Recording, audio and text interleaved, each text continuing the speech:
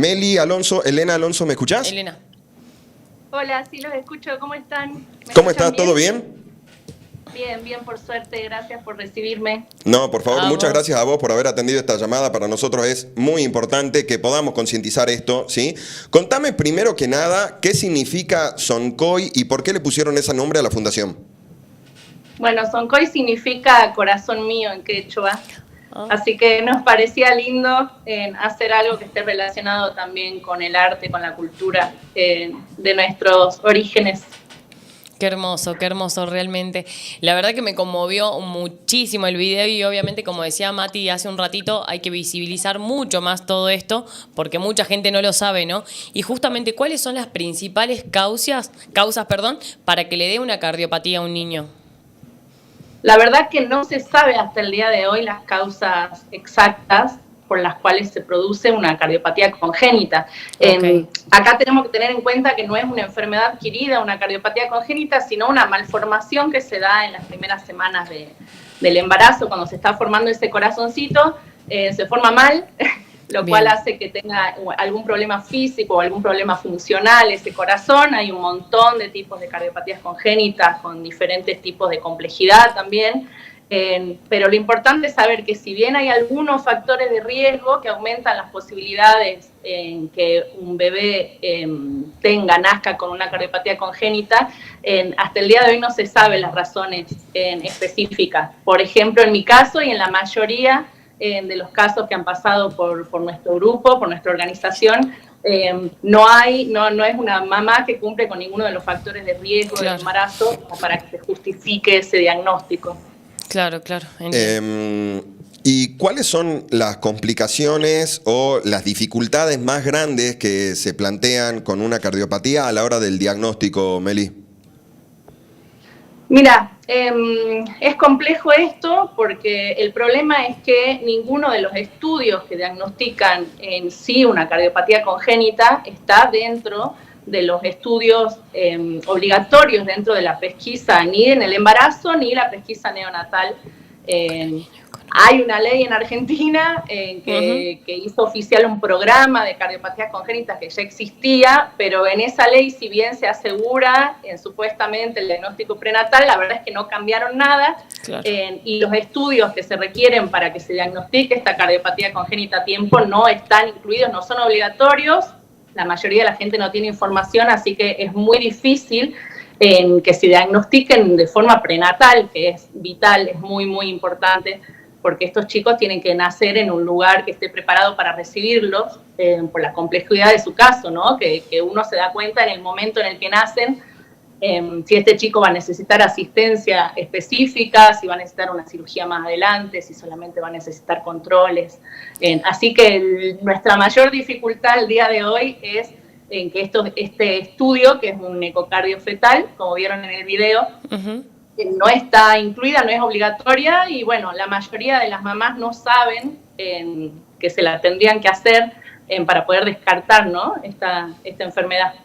¿Y esto lo cubren las obras sociales o no? Ya que sabemos que no es una obligación, ¿no es cierto? Y que no la piden la mayoría de los médicos. Exacto. No las cubren las obras sociales, así que seguramente si algún médico te la pide, por ejemplo en mi caso, en mi primer bebé yo tenía un embarazo en que ya era de riesgo, por otras razones no se me pidió esa ecografía, y en mi segundo embarazo, cuando ya teníamos, ¿no?, un diagnóstico, más posibilidades, porque esta bebé tenía un hermanito que había nacido con una cardiopatía congénita, ese estudio se pidió, por supuesto, pero se tuvo que pagar una diferencia, ¿no? Por supuesto, porque no estaba incluido. Así que a no ser que vos estés en el sistema de salud público y el médico considere que lo necesitas ese estudio, seguramente lo vas a tener que pagar. Pero nosotros siempre hacemos esta campaña desde un lado más positivo, diciéndole a las mamás que ya que muchas veces se invierte, por ejemplo, en tratar de ver su carita o sacarle una foto en 3D, 4D. Invertí en esto. Invertí en esto, que es mucho más importante. Sabemos la ansiedad, ¿no?, que tiene una por conocerlo y por verlo, pero es mucho más importante esto, que le podría salvar la vida a tu bebé. Qué loco. Meli, tanto nosotros como cualquier persona que te esté escuchando en este momento, ¿sí?, que pueda llegar a adquirir la conciencia necesaria, ¿sí?, y de la importancia que requiere todo lo que nos estás concientizando. ¿Cómo podemos contribuir, ¿sí?, a justamente esto, a la concientización masiva y de que ponerle la importancia a este tipo de estudios sea cada vez más masivo, ¿sí?, y se puedan prevenir justamente un montón de complicaciones que puedan llegar a tener bebés que nacen con estas cardiopatías? Y para mí la única forma es este trabajo de hormiguita que hacemos desde que existimos.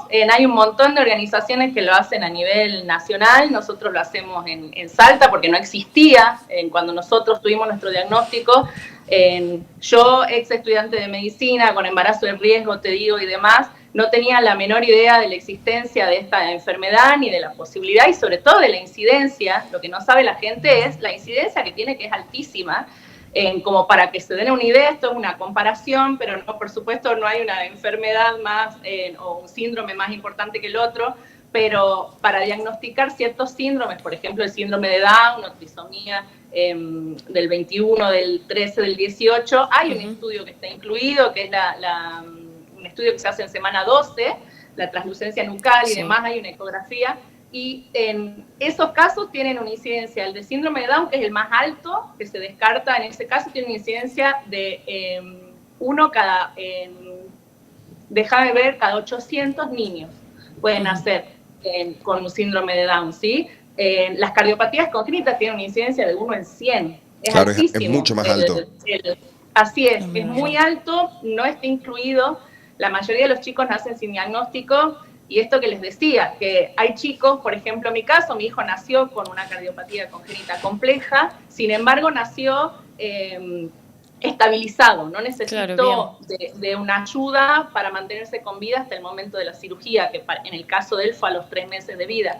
Pero hay otros chiquitos que necesitan atención en el momento, no solamente para mantenerse con vida o para llegar a su cirugía correctiva en el caso que lo necesiten, sino para también evitar una discapacidad. Por ejemplo, son chicos que si tienen la asistencia que necesitan, nacen sin ningún problema, sin ninguna dificultad, y si no la tienen, pueden, por ejemplo, nacer en el interior o en un lugar de poca complejidad, pueden desarrollar una discapacidad que era totalmente evitable, ¿no?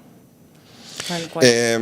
Meli, por último, a ver, antes de hacerte la pregunta, quisiera también, porque me estoy dando cuenta que creo que no aclaramos del todo qué significa cardiopatía congénita, ¿sí? Para la gente que no lo entiende, que ¿Quisieras no lo sabe. primero explicarme, Meli, qué es una cardiopatía congénita?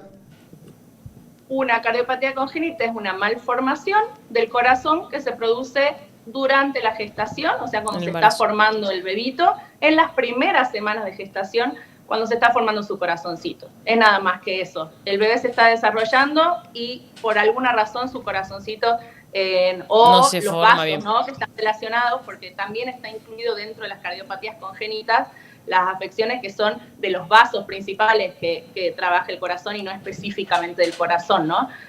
Así que se forma mal ese corazoncito o los vasos y eso es una cardiopatía congénita. Meli, Bien. te agradecemos un montón, primero por la llamada y segundo por tu tan noble labor que haces, ¿sí?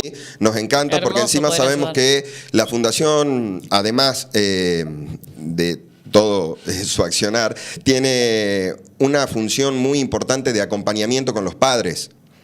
Sí, Nosotros así más que nada estamos centrados en eso hoy en día, así que eso sí me gustaría decirle, que si hay algún papá o una familia que tiene el diagnóstico hace poco o que necesita acompañamiento, que sepa que existimos, que acá estamos para acompañarlos.